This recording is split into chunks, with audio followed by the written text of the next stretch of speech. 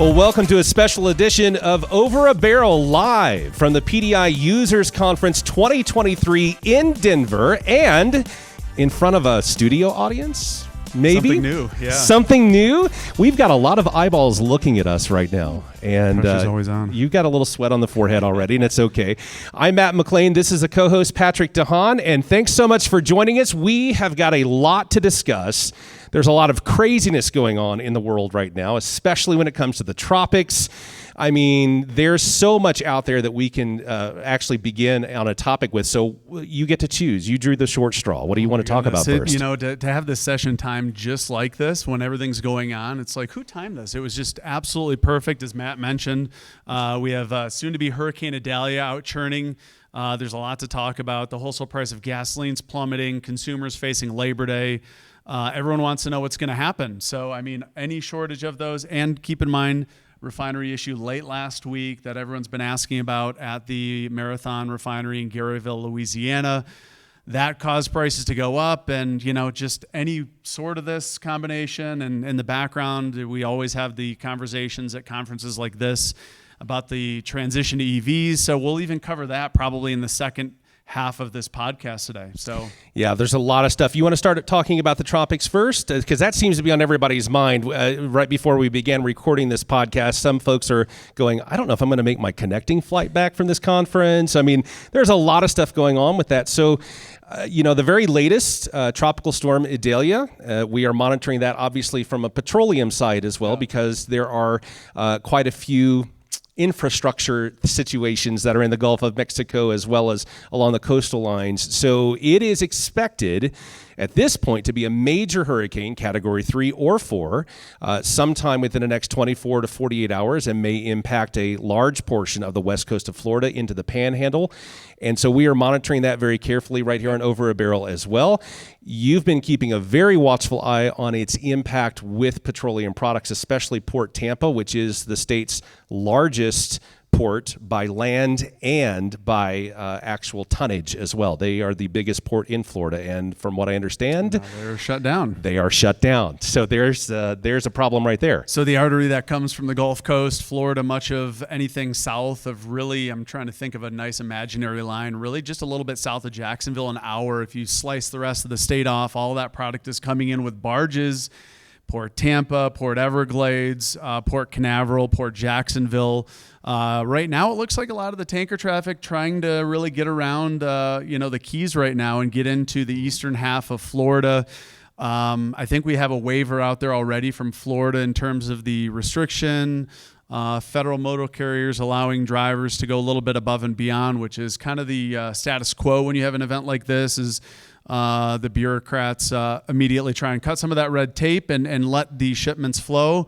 An interesting condition that kind of exacerbated this problem yesterday, or actually over the weekend, was an issue at Citgo's rack there in Tampa. Contaminated fuel. They accidentally loaded some diesel in the gasoline. That's not a good thing, and especially, you need a lot of gasoline for these types of events when there's likely to be millions of people evacuating, and now even more so. Went to bed last night. It was forecasted to be a category 2. And now, as you mentioned, a 3, and it kind of looks like possibly there's a little bit of an upward pressure there. Yeah. So there's a lot of things that are happening right now. But what we're watching, too, is GasBuddy. Just within the last half hour, we've activated our emergency fuel tracker. So anyone listening to this podcast, and in Florida, Georgia, and South Carolina, that basically enhances your GasBuddy app experience. You'll be able to see on the top that they're going to be in an area of a natural disaster or a predicted natural disaster, and GasBuddy users, as well as station owners, anyone that has a station, can start submitting their status data on whether their station has fuel, has power, and doesn't. That has been a real popular tool back during Hurricane Harvey in 2017. That was really the perfect storm, so to speak. Harvey shutting down refineries in Houston, and then Irma disrupting the flow of what product was available. And that was really kind of the moment when GasBuddy's app hit number 1 in the App Store, first time ever. So we've activated that special ability for motorists to be able to find gasoline if they're heading out of the state on 75 or 95. I think those are the two. Yep, 75. North-south. For some reason, if you're going inland on I-4 over to Orlando, there might be some of those people that are flocking to the eastern half of the state. but we've now enabled that access. So, Giles is running around. He's a business pages rep for GasBuddy. If you'd like to talk about submitting that information. Otherwise, a lot of that's crowdsourced. So as motorists are trying to get out of harm's way, GasBuddy has activated that tool, and we're going to get some of that outage data. And in times past, we've also worked with various levels of, Florida government, FEMA, to direct resources to wherever that data is saying we have a problem. So we sit here and there's a lot of activity going on, and we'll have to see what it looks like. But again, we're also, just a couple days away from Labor Day. So always something going on in fuel markets. It's always a little bit exciting. Prices have been inching down, and that happens into the fall as well. But we are getting into the peak of hurricane season. There could be another disruption behind this one. It's went from very quiet to very active very quickly. It's because we're here. That's why. Mother Nature knows, hey, I'm got a couple of laughs on that one, Elise. You probably couldn't hear it over the podcast, but for now, it's like, everybody's staring at us. It's just kind of one of those things, One thing that we do want to point out, for those of you listening in Florida as well, there's always a lot of, I won't say panic because that's the wrong word to use, but a lot of concern, I think, is a better way of putting it. And some folks may not fully understand every aspect of what they can do. So, for example, you go to your nearby grocery store. Well, it's already been ransacked because of the bottled water. It's all gone. Everything's gone. Convenience stores. Maybe that's an option. That's the place, yeah. Because convenience stores usually have water, and that may be an area where folks can do that.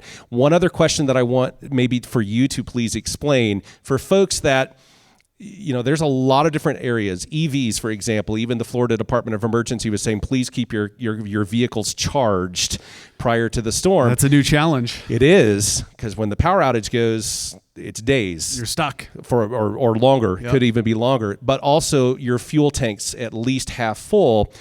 Some folks may not realize, because some people are just mechanically challenged, and that's okay, that maybe your local gas station's out of regular unleaded, and that's what you think your vehicle will only take, and there's plenty of premium. Is it okay to fill a vehicle with premium? Yeah, absolutely. To your point, regular is one of the things that becomes more challenge, and whenever we see disruptions like this, it kind of is a domino effect. Regular goes first, then mid-grade, then premium.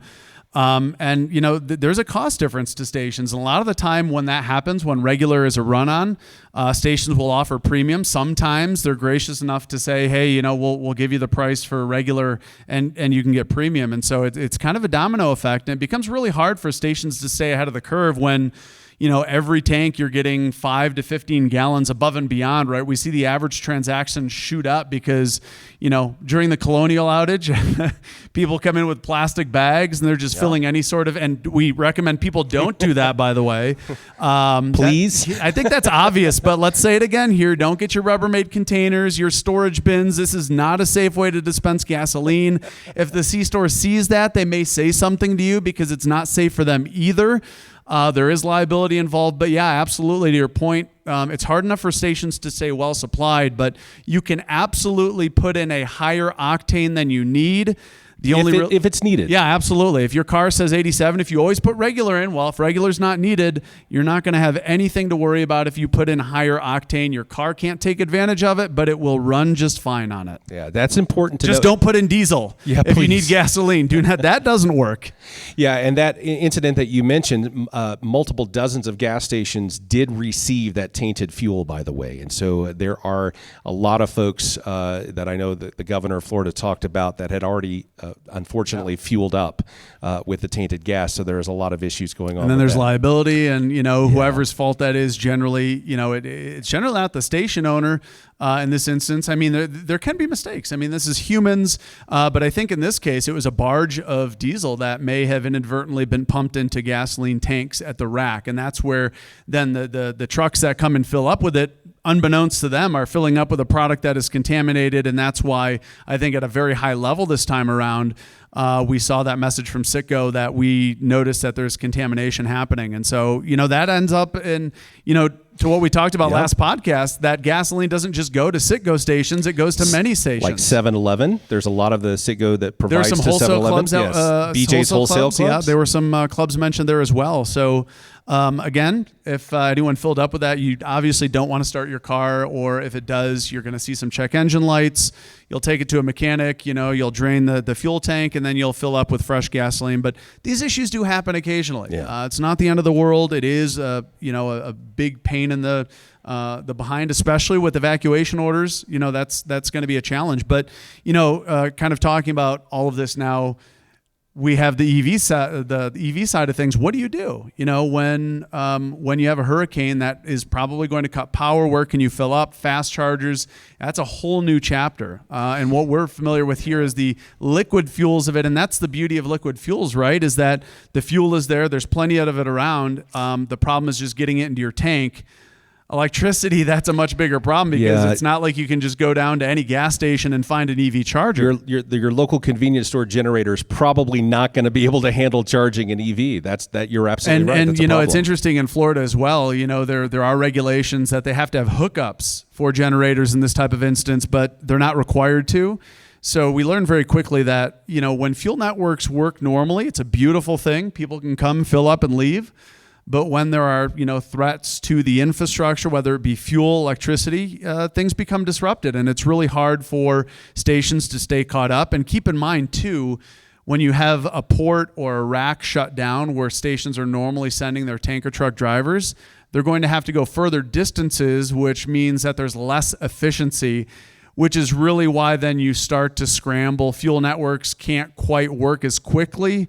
And especially when motorists are filling up with 10, 15, 20 gallons multiple times a day, that's where the strain comes in. The kink is really at the local rack where stations are pulling product. Is there's the semi trucks are waiting in line to fill their 8 or 10,000 gallon truck as well. So a lot of motorists are they don't understand how fuel networks work, and that becomes the choke point. Just like we saw in Port Everglades. Remember that Fort Lauderdale just a couple of months ago, 18 inches of rain and lost power, and some of those racks were not being able to be utilized, and we saw a backup. And that was just during a normal, there wasn't really any exacerbating situation like a hurricane. People just couldn't fill up, or that's where we rely on infrastructure. And when infrastructure doesn't work, there can be some problems. But so speaking of problems, Port Tampa itself, it's a large, obviously a port that handles so many different things. Folks may not fully realize the entire region that Port Tampa supplies fuel to. If it goes underwater, I know that the storm surge warnings are out, and it becomes a flooded situation. That's not just Tampa Bay that it's impacting as far as fuel. Yeah. I mean, we're talking Orlando? Yeah, so the pipeline carries fuel from from Tampa to Orlando, and this really just highlights how reliant we are. Whether it's Florida in this situation, or back in 2021, the Colonial Pipeline goes down. And, by the way, kind of doing a postmortem, I think a lot of that was simply just hoarding, just exacerbated the situation. Yeah. I think 95% of the fuel situation due to the Colonial was not normal demand. It was above and beyond, right? If there wouldn't have been such a problem, if people wouldn't have hoarded, it would have been very minimal. And again, we're seeing this pop up too in Arizona this spring. For those on the West Coast, exacerbating factors were the fact that Arizona has its own blend.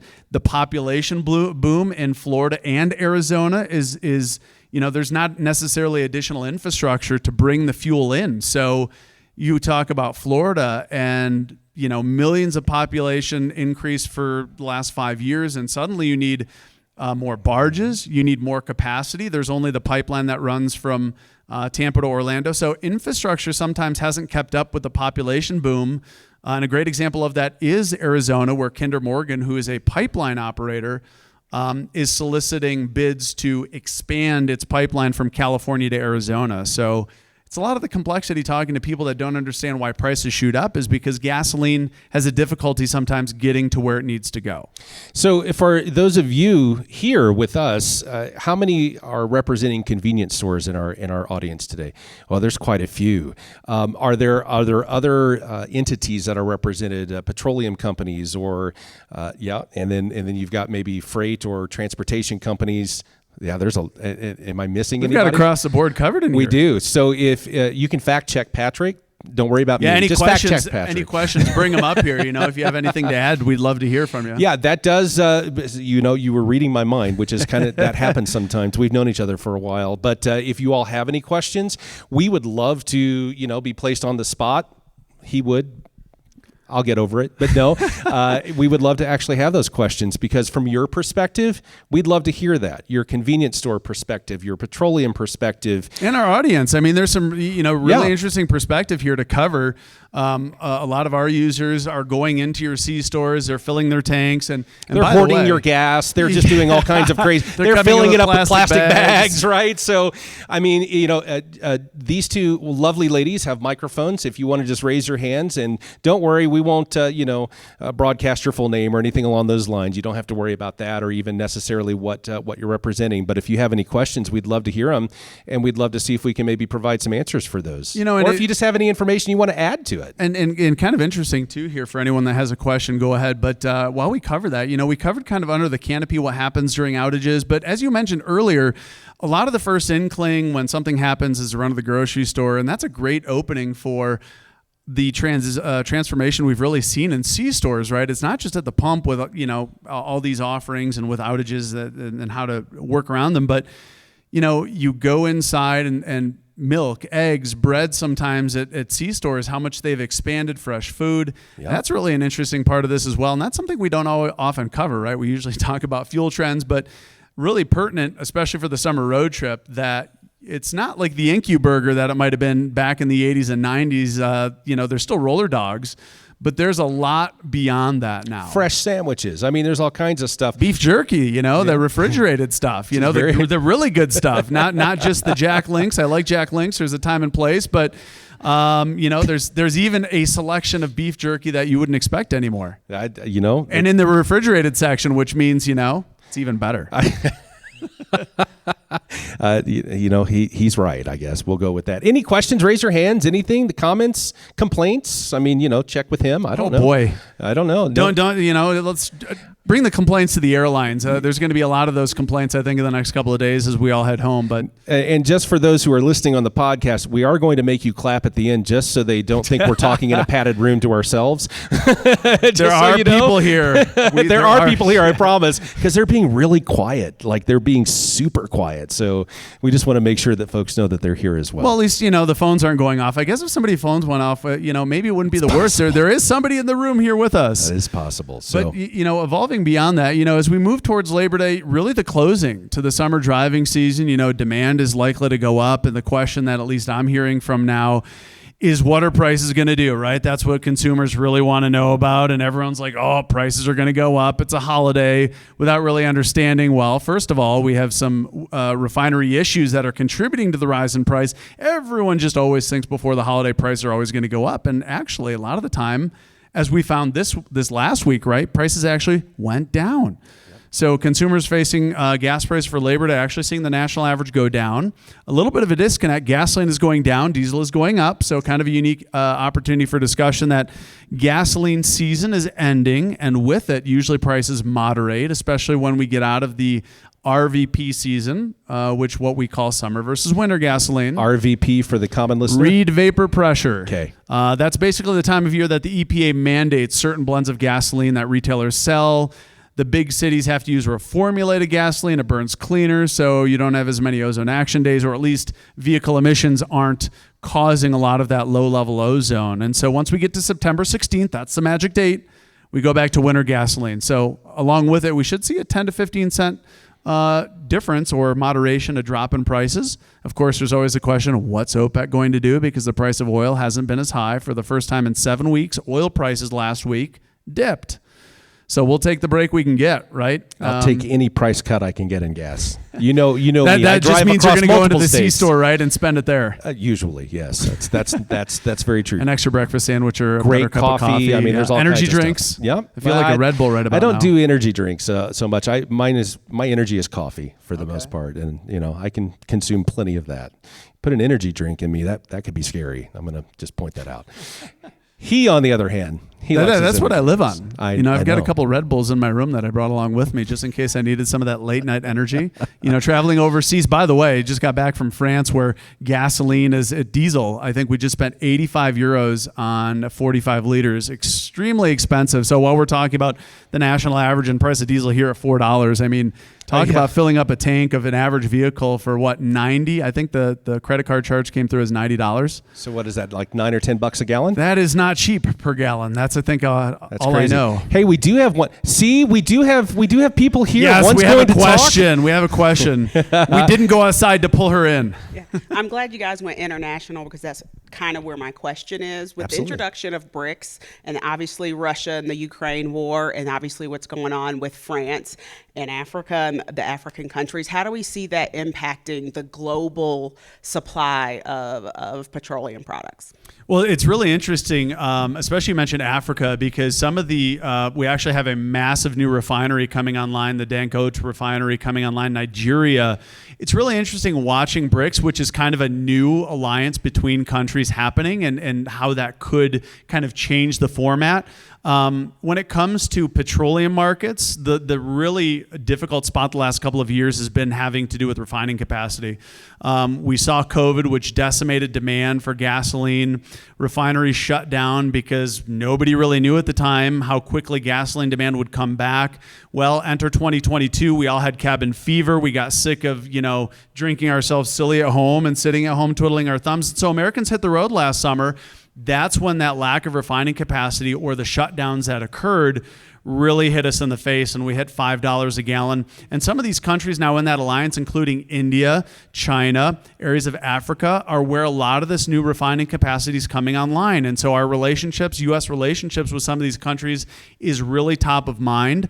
We haven't been, aligning with China lately, and China hasn't been doing us any favors with their refining capacity, which now I believe China's refining capacity is greater than U.S. refining capacity, rivaling 20 million barrels a day. And so the Chinese economy, which has been really struggling as of late, they have not been using that capacity to export product into the global marketplace. And that's part of the reason why prices for diesel, jet fuel, gasoline has been higher, because China has not been exporting as much product. But the interesting part is, as I said, going back to Africa, some of the major refinery expansions that we see globally are coming from Africa, which is some of these countries, Nigeria, Libya, are very oil rich, but refinery poor, meaning that they export oil and then have to import products. But now they've opened the Dangote refinery in Nigeria, 650,000 barrels a day, which would basically be the top tier, one of the largest refineries in the U.S. if it was here. It's the largest single train refinery, which means there's not separate units. It's all one big unit. So if it goes down, it'd be problematic. But that refinery is coming online, and it will be exporting products into the northeastern United States, especially when the opportunity opens. And for the northeastern United States, we've seen the shutdown of Philadelphia Energy Solutions refinery in 2019. That's a huge loss. And so some of these refineries that are positioned in Africa will be able to export now into some of those markets. And by the way, keep in mind, Europe has seen a lot of shutdowns of refineries too, because the United States has kind of the trifecta: cheap natural gas, well supplied with oil. And so Europe refineries have been shutting down as well, not to mention the labor strikes in Europe, which have made it really challenging. So some of those BRICS countries are going to be some of the biggest changes are going to be refining capacity there. And a lot of those countries, India, China, if we see our improvement in our relationship, and especially Africa, are going to start being the countries that export more of that petroleum. So depending on how that alliance emerges, they're going to have a lot of refining capacity that certainly in this day and age is going to be well needed as economies really get back online from COVID. So I think that's a great question. And that's where a lot of the emerging refining capacity is. Next question. Anybody else?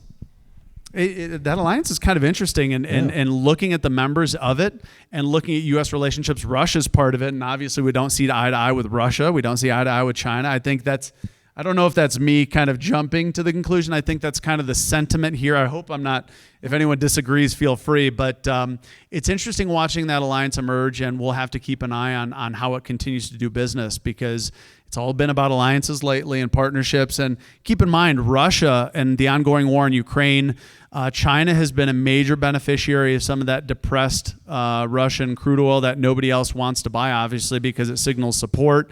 And supporting the Russian economy is, well, India's been buying a lot of it as well. So, and that's been behind this real change in flow. Russia's continued to export product into developing countries, but that remains why gasoline prices still are above where they'd normally be, is because a lot of countries still don't want to buy Russian crude oil.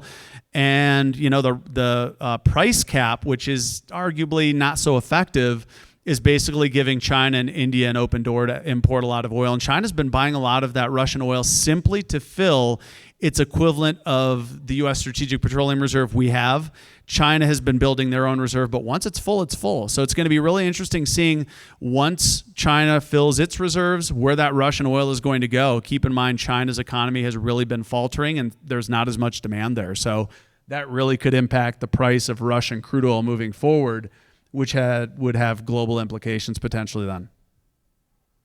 We do have one more question. Hey guys, I have a question. Just want to take it back to current events for a little bit. Sure. With Hurricane Idalia rapidly progressing towards Florida, what is the best way for C-store owners, like there are so many at this conference and in our industry, to get in touch with GasBuddy and kind of be able to help manage the situation for themselves and for their customers during the storm? Great question. I mean, moving forward, we're here. So after, come up to us. Otherwise, we can, I think Giles is on premise, as I mentioned too. Business Pages has the ability to, during times, where there are disruptions, whether they be in Florida or if they're in Arizona or wherever disruptions can happen, the Colonial Pipeline, the GasBuddy platform can utilize your information, whether that's just you telling us, yes, no, you have gasoline. We can push that out when our system is active, and that will show the 25 million active GasBuddy users where they can find gasoline. You don't want to direct them to an empty station, obviously, so that's really important that, we're directing them to stations that have fuel. It's very quick adjusting. In times past, in 2017, we even can intake Excel files. If you know your station's information, we can ingest that, and basically that would then be updated in the back end for GasBuddy. And so if you have a station that has fuel, we can show consumers that station. They'll be able to see when it was updated by who, and you can steer consumers away from a negative experience of, finding a station that doesn't have a gas or waiting in line. I mean, some of the times you're just not going to be able to avoid some of those negative situations where people are thinking that you'll have gas and you don't, but reach out to us. I think pages@gasbuddy.com is the email. Otherwise, just come up to me after, or Giles, as I mentioned, Giles Orban is around here as well. So we're happy to, make those connections so that it's a win for everyone, really, when people can find fuel and C-stores can leverage the platform to be able to get consumers into those stations. And you mentioned something along those lines for folks that maybe don't realize. Help us understand how much busier the app gets. It's already busy, but when 1.5 million people have been ordered to evacuate, when they're searching for a gas station that still has gas because 1.5 million people need to get gas, how much busier does the system get for you? Well, extremely busy. In the modern day of AWS and Amazon, you can ramp up instances very quickly, but still, I mean, our IT team very quickly has to shut down any unnecessary services, because there have been times where, it's been so busy that we just can't keep up, even with added instances. So, I mean, we're talking about in real time, there will be millions of people downloading the app, checking the app, and they're frequently checking the app. So that could really hamstring our operations and really require an increased, technology base to keep our app online. I mean, but back in 2017, when we were the #1 app in the App Store, I mean, we're talking about millions of downloads, especially because oftentimes when there are outages, the GasBuddy app is, front of mind for politicians will mention it, governors will mention it, FEMA, sometimes the White House may mention it. FEMA likes to mention GasBuddy and Waffle House. I mean, they do right? have the Waffle House everybody, Index. right? The Waffle House Index. That's a How many real Waffle thing. Houses are going to close? Yeah. Are they open? Are they closed? If Waffle House is closed, there's a problem. If they're open, but yeah, GasBuddy at Waffle House, FEMA has a tendency to mention you guys. And if you've lot. seen some of these media reports, I mean, we've already had requests from the media on how do they get the GasBuddy information into their website, into their newscasts. So we're already seeing interest, and this was even before GasBuddy activated its outage tracker. So very quickly, brand loyalty, I think, would be very important for convenience stores at this point. It's kind of almost an opportunity. Well, it's a relationship, right? Yeah. So relationship, consumers are looking to go to the stations they're loyal to, and that really can enhance. I mean, talk about going through a negative event, and this is why it's so important to us that we do right by our users. The reason we activate this is for our users. To make sure that they can get out of harm's way. And, the reason why in 2017 we went down to embed with the Florida CERT team was to make sure our users can get out. And, we have millions of them, so it's really critical that we're serving them in the way that we need to. You slept on a cot. I remember that. And we've got one more question. So I have a two-part question. Number one, if we wanted to, I guess, partner with GasBuddy, how do we make sure that we get our information to you guys as far as the levels in our tanks? Is it like an ATG feed? Is there an automatic export that we're able to feed you guys to make sure that our customers are able to get the most current information? That's number one. And then number two kind of goes to what you were talking about as far as the emergency thing. When something like that happens, obviously it's a nationwide company, but do you kind of shut down geographic areas so that you can fully support and be online, that the traffic gets to where it needs to go? So to answer your question there, the way our tracker works is we activate for an entire state. And so, if you have operations in only one of those states that's affected, in terms of ingesting that data, a lot of this is still somewhat of a manual process because this is kind of extenuating circumstances, and development has shifted away from something that's used once a year. So that might be the trickier side on getting that data to us. A lot of the time, I know we have Excel. A lot of the time, business pages, that there's a a platform, right, that you could tie into and log in, and then you could manage it on your side. So we can, figure out which is the best way depending on your use case and how many stores you have. But then going back to how that's operated, again, it's by state. So right now, GasBuddy activated this tool, which then if anyone in Florida, Georgia, or South Carolina visits the GasBuddy app, they have special prompts.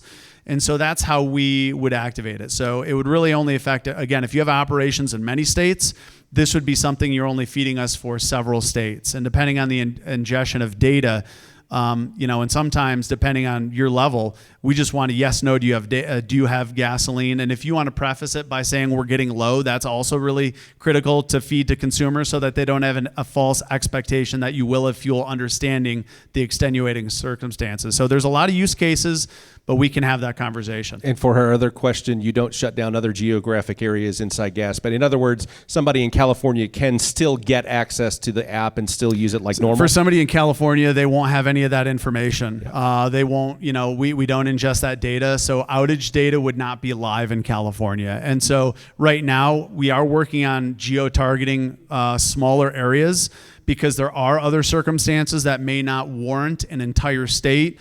But the focus has been on widespread disruptions like Colonial by the state has been the way we've activated things. And so for now, again, there are imminent disruptions likely in those 3 states, and that's why we activated. We can always add another state if the forecast changes, and then we would just start ingesting data for an additional state. So that's how that works. Awesome questions so far. That's it's forcing us to think, which is good. And by the way, if there's a widespread disruption, again, if there's a pipeline somewhere else, this is applicable to that other situation as well. So again, as long as it's a widespread event, things, weather that's fast moving, that's a question I always get from the media is, are you going to activate for a wildfire or tornado? I mean, generally these are so localized that the user experience is not as pleasant. You obviously want to have your users, if this is a widespread issue, you also, there's a lot of strings to pull. When you send us your data, it takes, productivity away. And so we generally do this when there is a large imminent event, such as a hurricane. Any other questions? Oh, we've got multiple questions here. Let's see who gets to whom first. Terrific. Isn't it? It's great. The creative juices are flowing. They may not even have to clap at the end to prove they're all here. I'm saying. Who goes first? Hi. I drew the lucky ticket. My question is kind of piggybacking onto what you said about weather events and just like large scale disruptions. How are you determining what constitutes a large scale disruption? Like, when are you saying, okay, yes, we're pushing play? Is it tied to a state of emergency declaration? Is it tied to like European forecast models? Like, what is it tied to? $1 million question. Using my background and kind of understanding how the two coincide, it's something that basically I trigger. Last night, I was, as Matt and I talked about, we're watching forecast models very carefully. Obviously, the intensity in terms of a hurricane would be key. Category 1 or 2, kind of anticipating that fewer people are going to depart if it's like a low-level tropical system, versus if it's a Category 5, there's going to be a lot more movement. So kind of using the knowledge after looking at how our users have reacted to this. It's basically a manual process of we anticipate a high risk of disruption. And again, it's going to change. It's not always a hurricane. It's not always weather. Like the pipeline issue, that was an immediate, we see this is going to be a disruption because this is a major piece of infrastructure.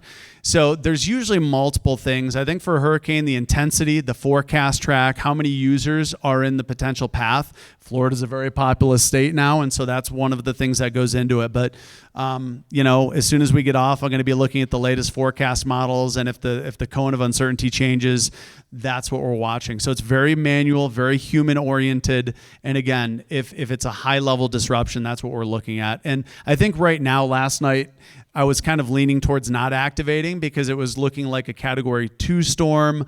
But now we're going to err on the side of caution, as it now looks like it might be a 3 or 4. There is a state of emergency. So, we also have to realize that we have GasBuddy has a rule not to, panic people by activating this needlessly. So there's a very high threshold that in our minds has to be met because when the media inevitably talks about the tracker being active, we do not want that to be a moment where people start to, panic. Every time that we talk about the situation now, it's urging motorists. In fact, our press release, fuel is flowing. People get very nervous when they see something abnormal. The first gas bag on a pump, they get very unnerved because that's something that people aren't accustomed to seeing. And then add in the anxiety of a major hurricane. People get very nervous, and so it becomes a very delicate message to convey that we've activated the tracker. Hopefully that covered it. Okay. Yes, sir. So I had a clarification and then a question. On the clarification, you talked about filling vehicles that take 87 with higher grade. I would love for you guys to confer that putting lower grades is not recommended.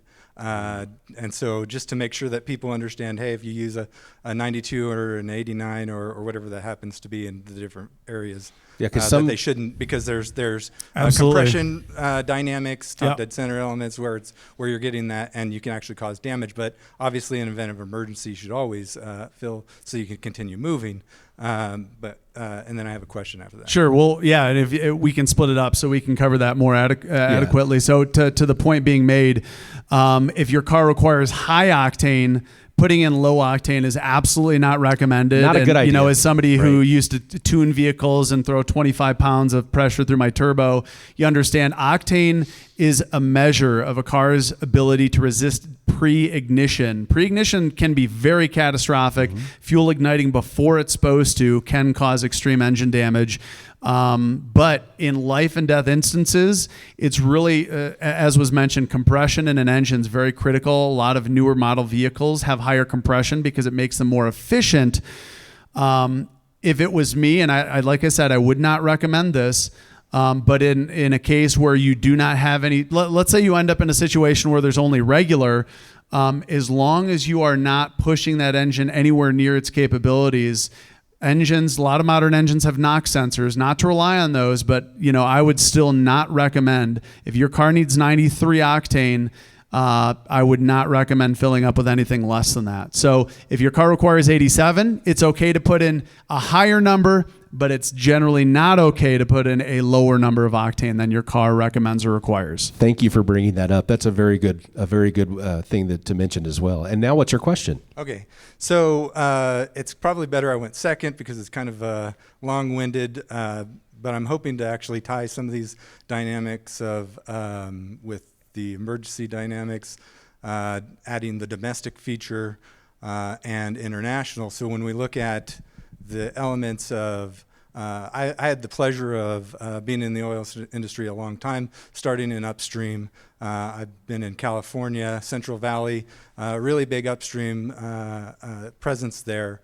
But in the last 5 years, I've seen it significantly wane due to legislation, to the degree that a 5 mile set of leases, a square mile set of leases that I worked at, actually transitioned from being able to produce 12,000 barrels a day to they're probably doing about 4,000 barrels now.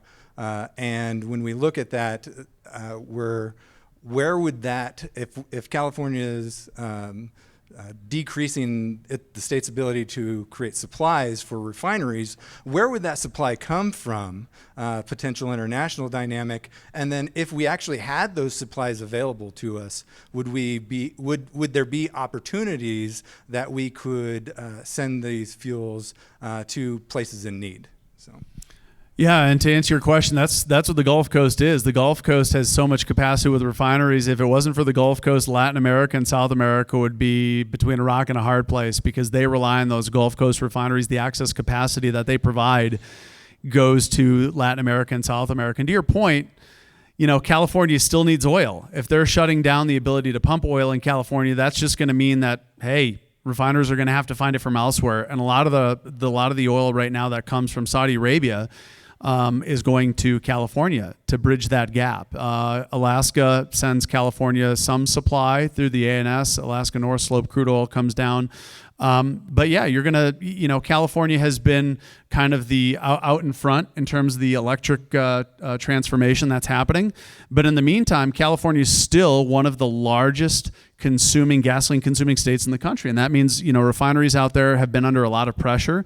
Regulation has ramped up. That's part of the reason the regulatory burden is part of the reason why California is just off to the race. When you talk about states with highest prices, nobody's even close to California.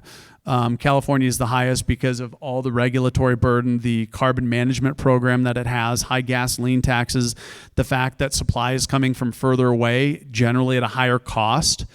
So if you see more states adopting that approach, if Texas were to suddenly just clamp down, that would be hugely problematic. And it is problematic that California is basically substituting supply it can get. Now it's pulling in more foreign oil, and that's been a very polarizing thing right now, especially when U.S. has capacity. But don't expect that to change. I think California's been very clear on the direction it's heading, and unfortunately, it's just going to mean that California is more reliant on those Middle Eastern supplies. And as we saw, as Europe increased its reliance on Russia for energy, how that worked for them, it may end up the same way for California if something should happen to its reliable source of Middle Eastern crude oil. And right now, keep in mind too, I think it's kind of a contentious relationship between Saudi Arabia and the United States. So we've seen that. President Biden has gone over to Saudi Arabia to ask them to produce more crude oil, and it seems to be going the opposite way. So there seems to be a widening disconnect between the stance from Saudi Arabia. And you can't ignore the implications that has for gasoline prices. If Saudi Arabia, which by the way, back in June when oil was $65 a barrel, Saudi Arabia said, hey, we need $80 a barrel. We're going to cut production. And of course, the White House wants more affordable oil. So there's obviously a contentious relationship there. Thank you for that question. Appreciate it. Any other questions? Awesome. Well, let's talk very quickly about Labor Day weekend. We know that it's coming up very soon, within the next week or so. It's a little tumultuous to try to predict any kind of major price swings at this point, since some of the infrastructure / system is under the threat of a hurricane. But You have your crystal ball. What are you seeing? Crystal ball, it's like one of those magic 8 balls. It just changes its answer all the time. If it wasn't for, and this highlights that predictions are only as good as the current events happening right now, because if something happens in 10 minutes, that may greatly change the game. Like Thursday afternoon last week when all of a sudden there was a naphtha storage tank at Marathon's refinery in Garyville, one of the largest in the country, kind of changed the game for a day or two. For now, it looks like I think prices will maybe trend a little bit lower. The market is quite a bit negative today, and that's good news for consumers, is that C-stores will be able to pass on a little bit lower cost. Now, keep in mind, there is a lot of volatility in the market right now. Part of that is because of OPEC. Part of that is because the U.S. economy, the Chinese economy. There's an endless amount of things that could just basically brew overnight, and keeping in mind the tropics are very active. And as I mentioned, our reliance on those Gulf Coast refineries, I think about half of the nation's total refining capacity is in the Gulf states. And if you see a storm venture into the Gulf of Mexico, that is not going to be good, especially considering Labor Day's pent-up level of demand. I mean, it's one of 3 summer holidays, and Americans have a lot of traditions for those holidays. So could you see some regional price fluctuations? So like the Southeast price for wholesale gasoline, or the Midwest?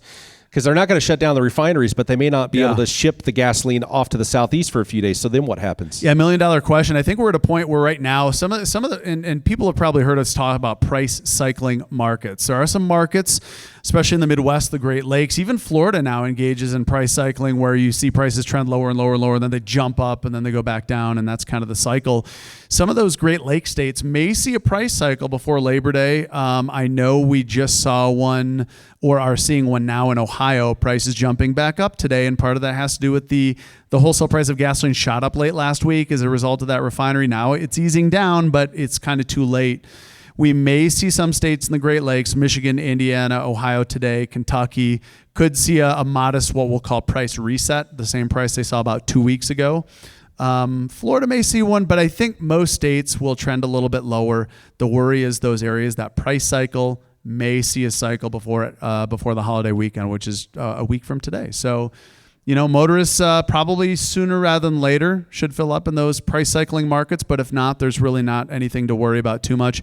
The good news, September 16th is only a couple of weeks away. And with it, we should see a lot of those big cities, by the way, Chicago, St. Louis, the entire really eastern seaboard, New York City, Boston, that whole area is going to revert back to non-reformulated gasoline when that transition happens. So the biggest cities in the nation that have to use that special reformulated blend are the biggest beneficiaries of switching back to winter gasoline. So by mid and late September, there's going to be more downward pressure on gasoline. But, as we sit here, there's been more stories about diesel. And some of the retail outlets have been mentioning diesel because now the price of diesel is back at its highest level since March. Diesel and heating oil are basically the same product, and a lot of Americans don't understand that heating oil is still used in a lot of households, especially in the Northeast. So coming into the cooler months, diesel demand is starting to go up. In addition, we are seeing propane demand go up as people are starting to fill those propane tanks as well. So some products see a lot more demand in the winter, heating oil, heating products, and some products see much lower demand in the cooler months, gasoline, because nobody really wants to cruise Route 66 when the snow flurries are flying. So we threatened to do that this past summer. We've talked about it, and the boys upstairs decided we're going to put them out in Denver and let them talk. And people actually showed up. Yeah. So thanks everyone for showing up too. Absolutely. And since we are wrapping up the podcast, for those who are listening right now, would you give them one really big, giant applause? Would you do that for us? See, there are people here. It's not just a padded room. That's right. That's right. And we'd like to thank everyone for joining us. Absolutely. Thank you so much for joining us. Of course, we are here in Denver at the PDI Users Conference 2023. This has been a special edition of Over a Barrel, and we will be here for days longer. Stay tuned. We'll be keeping you informed on all kinds of different topics. And for those of you impacted by the hurricane, we will be watching that very carefully for you as well. And we will let you know if there's anything special that we need to place onto the podcast. We'll be right here. Thanks for joining us. Have a great one.